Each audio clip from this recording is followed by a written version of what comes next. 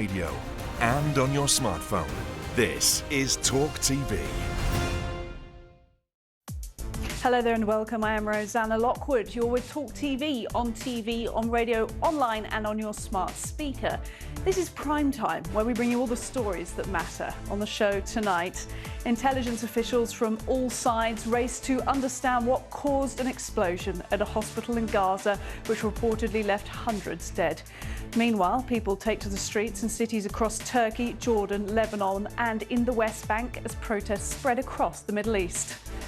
And US President Joe Biden begins his difficult diplomatic mission, which he hopes can stop the spread of war. But with Lebanon warning of uncontainable escalation, we ask, is it all a little too late?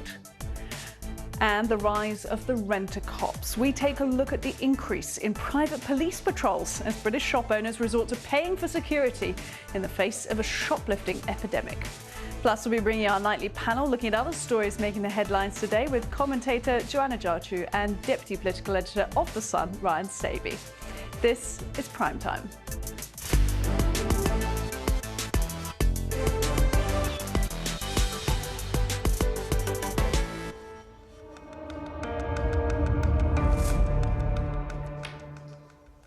Well, yet more harrowing images to emerge from the latest Israel-Hamas conflict.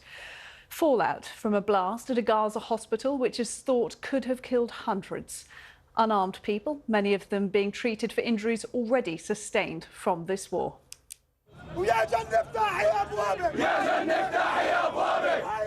3 days of mourning have begun in Gaza, and the event has ignited protests across the wider Middle East and North Africa as outrage spills from the West Bank into neighbouring Lebanon, Iraq, Iran, Jordan and Turkey.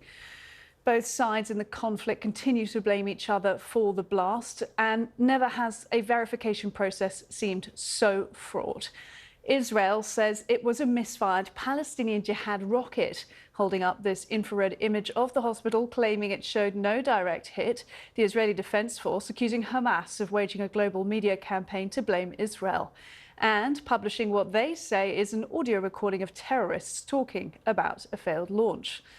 Meantime, the Jihad group and Hamas refute that explanation. The Palestinian ambassador to the UN calling it lies, and many Middle East-based news sources still describing an Israeli airstrike citing Palestinian officials. Taking a step back from it all, British Prime Minister Rishi Sunak urging caution and saying teams are working hard to assess what happened. We should not rush to judgment before we have all the facts on this awful